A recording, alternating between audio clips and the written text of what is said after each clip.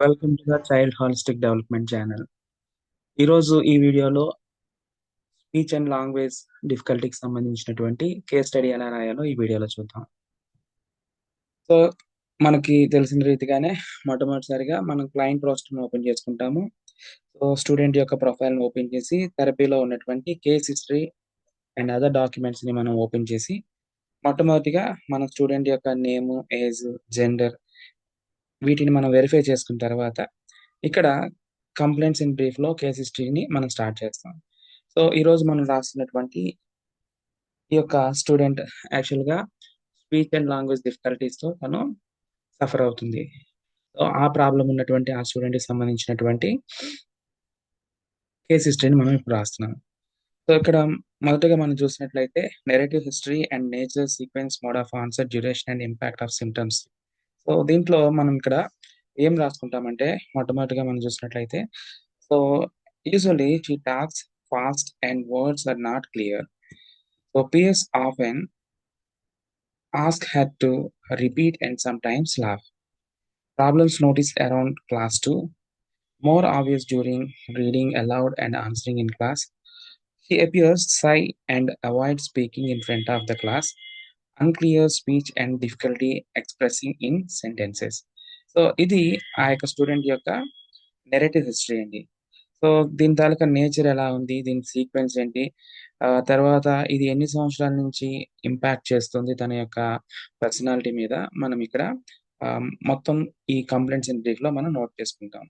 యాక్చువల్‌గా ఇక్కడ మనం చూసినట్లయితే ఈ యొక్క స్టూడెంట్ తను మాట్లాడే మాటలన్నీ కూడా చాలా ఫాస్ట్‌గా మాట్లాడుతుంది.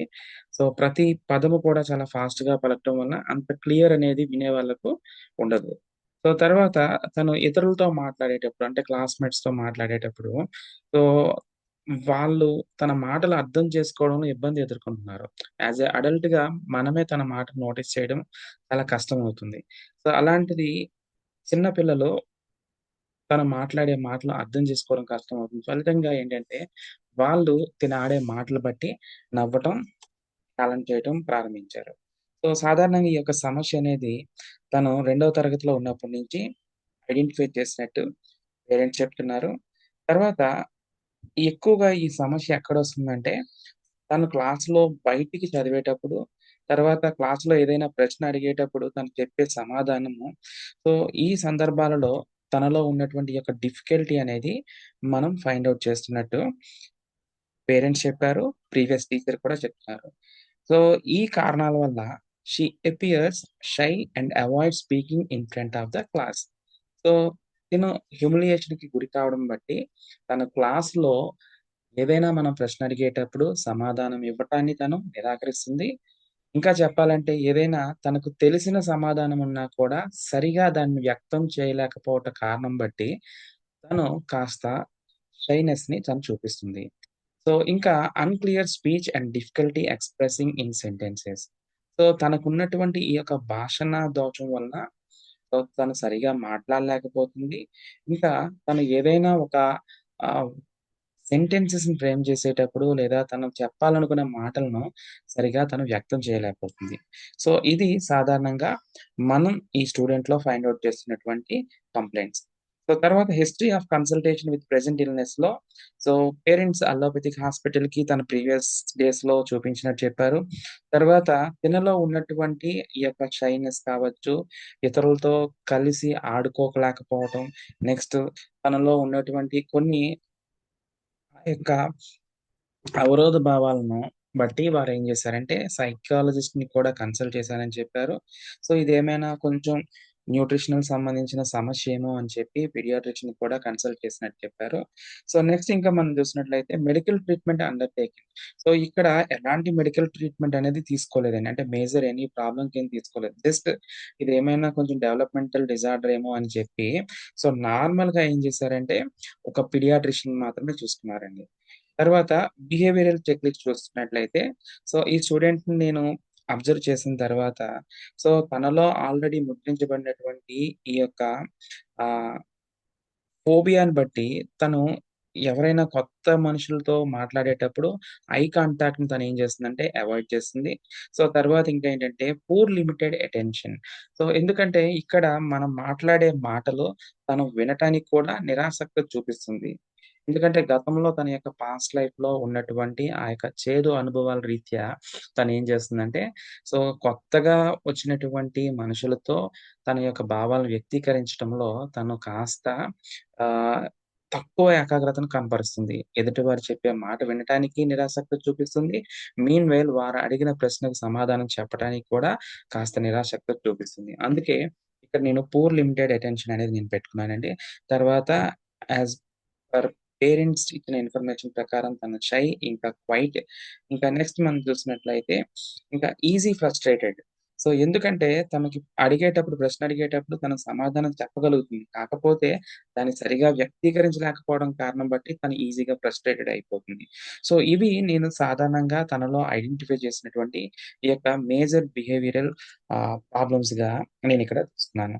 సో, ఈ స్పీచ్ అండ్ లాంగ్వేజ్ సంబంధించినటువంటి డిఫికల్టీస్ ఉండే పిల్లలకు మనం నార్మల్‌గా చూసుకున్నట్లయితే, సో, మనం గతంలో డిస్కస్ చేసుకున్న వీడియోస్ ప్రకారం ఫ్యామిలీ హిస్టరీ మనం నోట్ చేసుకుంటాము.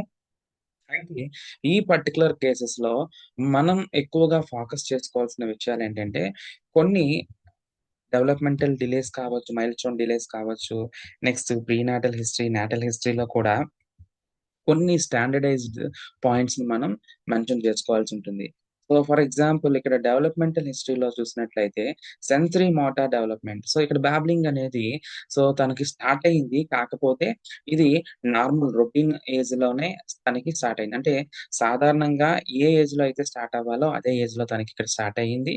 తర్వాత సిట్టింగ్ స్టార్టెడ్. ఇది సాధారణంగా 7 మంత్స్‌లోనే ఒక నార్మల్ చైల్డ్ ఎలా అయితే ఈ యొక్క సిట్టింగ్ పొజిషన్ స్టార్ట్ చేస్తారో అదే ఏజ్‌లోనే తిను కూడా స్టార్ట్ చేయడం మొదలుపెట్టింది. తర్వాత వాకింగ్ కూడా 14 మంత్స్ అని అంటే 1 ఇయర్, 2 మంత్స్ నుంచే తను వాకింగ్ కూడా స్టార్ట్ చేసింది. ఇక్కడ మేజర్‌గా మనం ఫైండ్ ఔట్ చేసుకోవాల్సిందేంటంటే, ఎక్కువగా ఈ స్పీచ్ అండ్ లాంగ్వేజ్ డిఫికల్టీ ఉండే పిల్లల్లో మనం ఎక్కువగా ఫోకస్ చేసుకోవాల్సిన విషయం ఏంటంటే, వన్ వర్డ్ కమ్యూనికేషన్ ఏ ఏజ్‌లో ప్రారంభించారు. సో, ఇక్కడ ఈ చైల్డ్ 2 ఇయర్స్, 6 మంత్స్‌కి తను వన్ వర్డ్ కమ్యూనికేషన్ ప్రారంభించారు.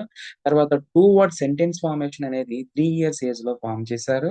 తర్వాత సింపుల్ సెంటెన్స్ అనేది తను కాస్త డిలే అనే చెప్పొచ్చండి. 4 ఇయర్స్, 6 మంత్స్‌కి ఒక సింపుల్ సెంటెన్సెస్ అనేది తను ఫ్రేమ్ చేయడం మొదలుపెట్టిందని పేరెంట్స్ చెప్పిన సమాచారం అండి. తర్వాత సోషల్ అండ్ ఎమోషనల్ డెవలప్‌మెంట్‌కొచ్చేసరికి తనలో ఈ క్వెషనింగ్ అనేది స్టార్ట్ అయ్యింది. ఎందుకంటే తను ఎందుకు క్వెషనింగ్ స్టార్ట్ అయ్యిందంటే, తనకి పరిసరాల్లో ఉన్నటువంటి తను ఎవరెవరితోనైతే ప్రతిరోజు కూడా సంబంధం కలిగి ఉంటుందో, ప్రతిరోజు కూడా వ్యవహరిస్తుందో, వారు మాట్లాడే మాటలు తినకు అర్థమవ్వటానికి, ఆ మాటలు తిరిగి మరలా స్పందించటానికి కొంత టైం అనేది ఎక్కువగా డిలే తీసుకుంటుంది తను. ఈ కారణంగా తనేంటంటే ఎవరైనా ఒక ప్రశ్న అడిగేటప్పుడు మరలా రిపీట్ చేయమని అడగడం, లేదా తనకి తెలిసి తెలియని పదాలతో ఈ యొక్క ప్రశ్నించడాన్ని తను ప్రారంభించింది. సో, ఇవి ఈ యొక్క డెవలప్‌మెంటల్ మైల్‌స్టోన్స్ మనం ఎక్కువగా ఈ యొక్క స్పీచ్ అండ్ లాంగ్వేజ్ డిఫికల్టీ ఉండే పిల్లలకు మనం ఎక్కువగా ఫోకస్ చేసుకుంటాము. తర్వాత మెడికల్ హిస్టరీస్‌కొచ్చేసరికి ఏంటంటే ఫ్రీక్వెంట్‌గా తనకి కోల్డ్స్ రావడం అనేది లెస్ థాన్ 3 ఇయర్స్‌లో ఈ కోల్డ్స్ రావడం అనేది పేరెంట్స్ ఐడెంటిఫై చేశారని చెప్తున్నారు. దీంతో పాటుగా ఇయర్ ఇన్ఫెక్షన్ అండి. ఎవరికైతే ఇక స్పీచ్ అండ్ లాంగ్వేజ్ డిఫికల్టీస్ ఉంటాయో, ఆ పిల్లలలో మనం ఎక్కువగా ఫైండ్ ఔట్ చేసుకోవాల్సిన పాయింట్స్ ఏంటంటే, ఎర్లీ ఏజ్‌లో ఎప్పుడైనా ఇయర్ ఇన్ఫెక్షన్స్ తనకొచ్చాయా? ఒకవేళ ఇన్ కేస్ వచ్చినట్లయితే ఏ ఏజ్‌లో తనకొచ్చింది? దీనికి సాధారణంగా 2 ఇయర్స్ ఆఫ్ ఏజ్‌లో తనకి ఇయర్ ఇన్ఫెక్షన్ వచ్చినట్టు పేరెంట్ చెప్పడం జరిగిందండి. తర్వాత తనకి హై ఫీవర్ కూడా వచ్చినట్టు చెప్పారండి. ఇది నార్మల్‌గా ఈ యొక్క హై ఫీవర్ అనేది అరౌండ్ 2 ఇయర్స్, 6 మంత్స్ డ్యూరేషన్‌లో తనకి ఒకసారి హై ఫీవర్ వచ్చినట్టు చెప్పారు. ఈ విధంగా మనం ఏంటంటే, స్టూడెంట్‌కి సంబంధించినటువంటి ఈ సమగ్ర సమాచారాన్ని మనం ఇక్కడ సేకరించుకోవాలి. తర్వాత ఇక్కడ మనం ఏదైతే పైన ఫైండింగ్స్ చేసామో వాటన్నిటిని నేనిక్కడ ఏం చేస్తున్నానంటే, ఒక స్పెసిఫై ప్రాబ్లమ్స్‌ని నేనిక్కడ కోట్ చేస్తున్నానండి. ఇక్కడ మనం చూసినట్లయితే, ఈ యొక్క చైల్డ్‌కి సంబంధించి no history of seizures or head injury. తినకి ఎలాంటి హెడ్ ఇంజరీ గాని, సీజర్స్ గాని జరిగినట్టు పేరెంట్ మనకి చెప్పలేదు. ఇంకా ఏం చెప్తున్నారంటే had frequent colds and ear infection up to 5 years. So, already మనం పైన ఈ పాయింట్స్ మనం నోట్ చేసుకున్నామండి. ఈ యొక్క అమ్మాయిలో తనకి 5 ఇయర్స్ కంటే బిలో ఏజ్ గ్రూప్‌లో తనేం జరిగిందంటే, సో, మాటి మాటికి ఈ యొక్క ఫ్రీక్వెంట్ కోల్డ్స్ రావడము, ఇయర్ ఇన్ఫెక్షన్ రావడము, సో, నోటీస్ చేసినట్టు మనకి చెప్తున్నారు. ఇంకా సో, ఈ స్పీచ్ అండ్ లాంగ్వేజ్ డిఫికల్టీకి ప్రధానమైన కారణం ఏంటంటే, ఏమైనా తనకి హియరింగ్ ప్రాబ్లమ్ ఉందా అని నేను పేరెంట్‌ని ప్రశ్నించడం జరిగింది. తర్వాత వారు చెప్పిన సమాచారం ప్రకారము, so, there is no documented hearing test. So, hearing test కూడా కండక్ట్ చేసినట్టు చెప్పలేదండి. జస్ట్ ఏంటంటే ఆ యొక్క ఇయర్ ఇన్ఫెక్షన్ మాత్రమే వచ్చినట్టు చెప్పారు. తర్వాత known known family history of stammering. So, తన యొక్క వంశంలో చూసుకున్నట్లయితే అంటే ముందు తరాల్లో గాని, లేకపోతే ప్రస్తుతం ఉన్నటువంటి జనరేషన్‌లో గాని, ఎవరికైనా ఈ యొక్క స్టామరింగ్ ఉందా అని అడిగినప్పుడు, సో, అలాంటి హిస్టరీ ఎవరికీ లేదని చెప్పారు. కానీ ఇక్కడ ఒక పెక్యులర్ పాయింట్ అనేది మనం ఇక్కడ ఫైండ్ ఔట్ చేసాం. సో, అదేంటంటే mother have some speech delays in her early age. So, తల్లికి ఈ యొక్క ఎర్లీ ఏజ్‌లోనే ఈ యొక్క స్పీచ్ డిలేస్ వచ్చినట్టు మదర్ చెప్పడం జరిగింది. అయితే ఇది నార్మల్‌గా రెక్టిఫై అయిపోయిందంటండి. ఇక్కడ తనకి ఎలాంటి స్పీచ్ థెరపీ గాని అవేం తీసుకోకుండానే నార్మల్‌గా ఈ యొక్క ప్రాబ్లమ్ అనేది అంటే స్పీచ్ డిలే ప్రాబ్లమ్ అనేది మదర్‌లో రెక్టిఫై అయినట్టు ఇక్కడ చెప్పారు. సో, తర్వాత మనం చూసినట్లయితే అకాడమిక్ హిస్టరీ అండి. సో, అకాడమిక్ హిస్టరీ వచ్చేసరికి ఈ చైల్డ్ ఆల్రెడీ మనకి భవితా సెంటర్ నుంచి అంటే సారీ తను ప్రైమరీ స్కూల్ నుంచి మనకి ఆహ్, ట్రాన్సిషన్ అనేది జరిగిందండి. సో, ఇక్కడ మనం చూసినట్లయితే చైల్డ్ ఆల్రెడీ ఎడ్యుకేషన్ స్టార్ట్ చేశారు. సో, రెగ్యులర్‌గానే వచ్చేవాళ్ళు. సో, ఇక్కడ చైల్డ్‌కి వచ్చేసరికి ఇంట్రెస్ట్ సబ్జెక్ట్ వచ్చేసరికి అగైన్ దీనికి డ్రాయింగ్ ఒకటి ఇంట్రెస్ట్ అండి. తర్వాత మ్యాథ్ అనేది తనకి ఇంట్రెస్టెడ్ సబ్జెక్ట్‌గా చెప్పారు. బట్ ఫేసింగ్ డిఫికల్టీ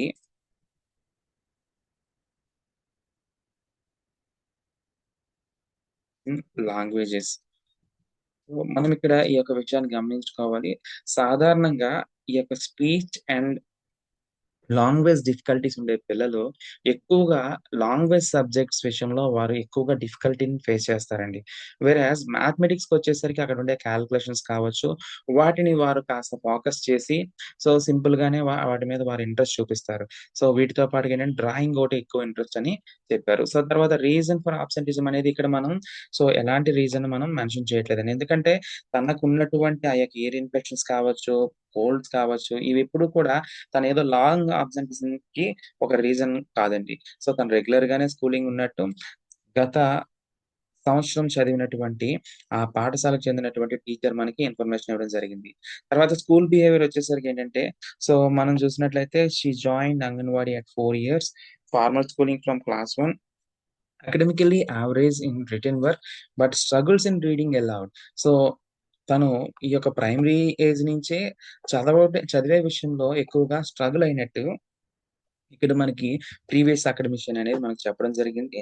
సో, ఎక్కువగా ఎందుకు తను ఆ యొక్క బయటికి చదివే విషయంలో స్ట్రగుల్ అయిందంటే, సో, యూజువల్‌గా అక్కడ ఉండేటువంటి అక్షరాలకు సంబంధించి, పదాలకు సంబంధించినటువంటి పూర్తి జ్ఞానం తనలో లేదు. ఆ కారణం బట్టి తనేంటంటే వీటిని చదివే విషయాన్ని తను ఎక్కువగా నెగ్లెక్ట్ చేసింది. Skips or mispronounces words, reads very low voice. So, తర్వాత ఇంకా మనం చూసినట్లయితే hesitates to answer oral questions, speaks very softly when called, sometimes teased by the classmates for unclear speech. Already మనం ఆ యొక్క కేస్ హిస్టరీలో మనం రాసుకునేటప్పుడు సో, నరేషన్‌లో మనం అక్కడ రాసామండి. సో, తనలో ఆ యొక్క షైనెస్‌కి కారణం ఏంటంటే, తన పియర్స్ తనని టీచ్ చేయడం అనేది ఒక కారణము. సో, ఇదే పాయింట్‌ని మనం ఇక్కడ మరలా ఏంటంటే పాత ప్రీవియస్ అకాడమిషియన్ చెప్పినటువంటి స్కూల్ బిహేవియర్‌లో కూడా మనం ఫైండ్ ఔట్ చేయగలుగుతాము. సో, అయితే తనకి ఈ యొక్క అన్‌క్లియర్ స్పీచ్ ఉండడం వలన సో, మాక్సిమం తనేంటంటే ఈ యొక్క గ్రూప్ యాక్టివిటీస్‌ని తను అవాయిడ్ చేసింది. సో, ఈ గ్రూప్ యాక్టివిటీస్‌ని తను అవాయిడ్ చేసింది ఇన్ ద సెన్స్ ఇది ఎందుకు ఇది ఒక కారణం ఎందుకయిందంటే, తనలో ఉన్నటువంటి ఈ యొక్క స్పీచ్ డిఫికల్టీస్ వలన తను గ్రూప్ యాక్టివిటీస్‌లో ఎక్కువగా పియర్స్‌తో కలిసేది కాదు. ఎందుకంటే వారు తనని కామెంట్ చేయడం బట్టి. సో, ఈ కారణం వలన తనలో ఏంటంటే పియర్స్‌తో కలిపి అంటే కో కరిక్యులర్ యాక్టివిటీస్‌లో తను పార్టిసిపేట్ చేయకుండా ఒక ఐసోలేటెడ్‌గా ఉండిపోయినట్టు సో, గడిచిన విద్యా సంవత్సరంలో ఉన్నటువంటి ఆ యొక్క అకాడమిషియన్ మనకి చెప్పడం జరిగింది. తర్వాత ప్లే బిహేవియర్ వచ్చేసరికేంటంటే, she is generally quite cooperative and follows class rules. She prefers playing with a small group of close friends and rarely initiates conversation with the new peers. So, ఈ యొక్క rarely initiates conversation with new peers ఇది so, ఇనీషియల్‌గా నేను తనతో interact అయ్యేటప్పుడు నాతో కూడా మాట్లాడడానికి తను డిఫికల్టీ ఫేస్ చేసింది. తర్వాత నార్మల్‌గా తన యొక్క ప్లే బిహేవియర్ అనేది సో, ఈ విధంగా ఉందండి.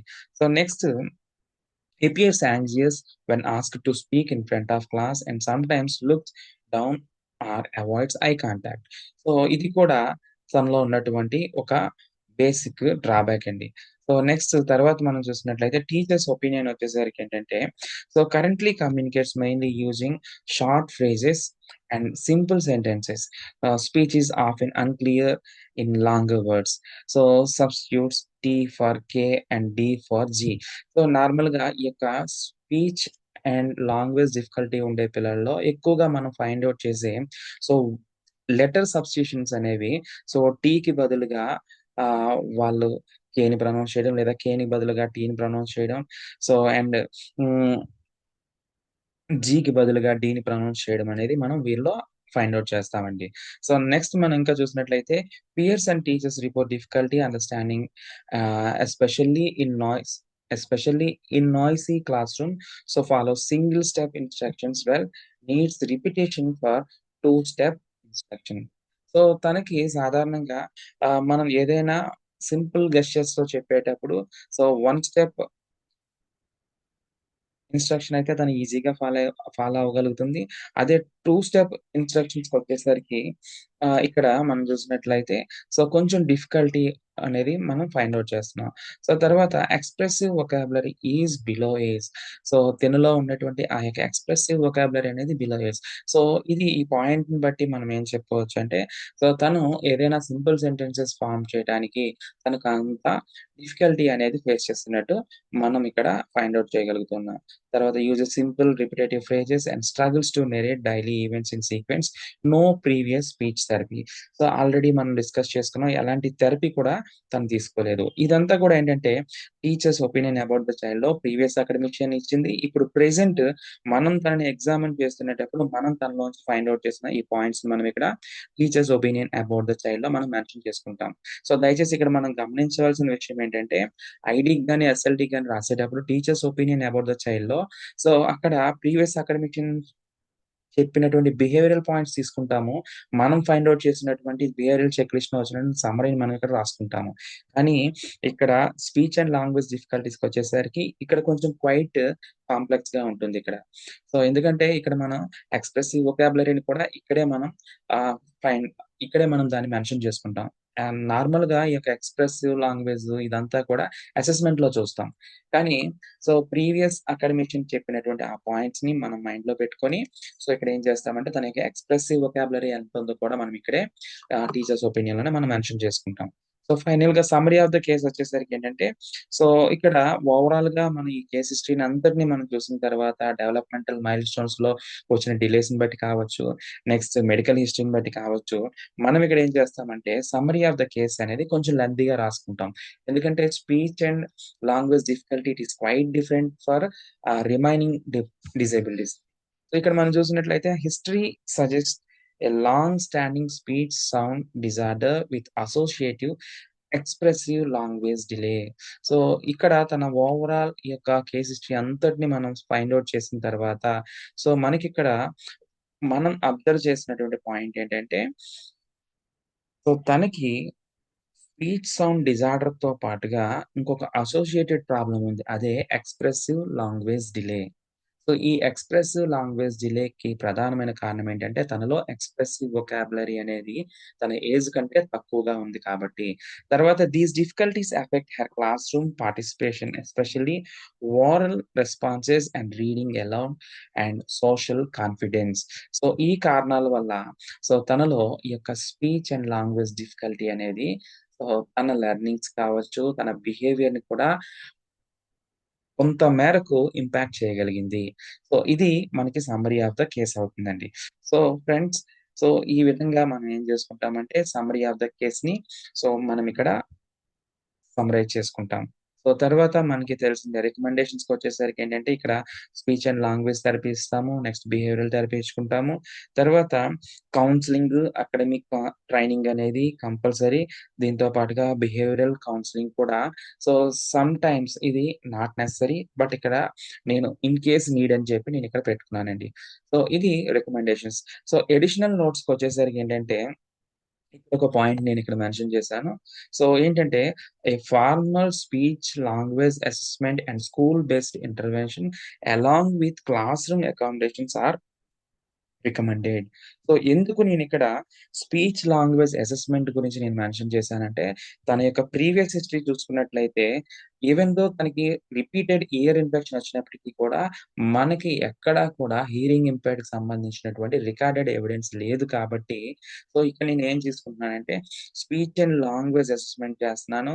దీంతో పాటుగా ఇంకేంటంటే, స్కూల్ బేస్డ్ ఇంటర్వెన్షన్స్‌ని, దాంతో పాటుగా క్లాస్ రూమ్ అకామిడేషన్స్‌ని నేనిక్కడ రికమెండ్ చేస్తున్నట్టు నేనిక్కడ అడిషనల్ నోట్స్‌లో నేను రాసుకున్నాను. ఫ్రెండ్స్, ఇది స్పీచ్ అండ్ లాంగ్వేజ్ డిఫికల్టీకి సంబంధించినటువంటి స్టూడెంట్‌కి సంబంధించినటువంటి కేస్ హిస్టరీని మనం ఈ విధంగా రాసుకుంటామండి. Thank you. ఈ వీడియో మీకు హెల్ప్‌ఫుల్ అయినట్లయితే షేర్ చేయండి, కామెంట్ చేయండి.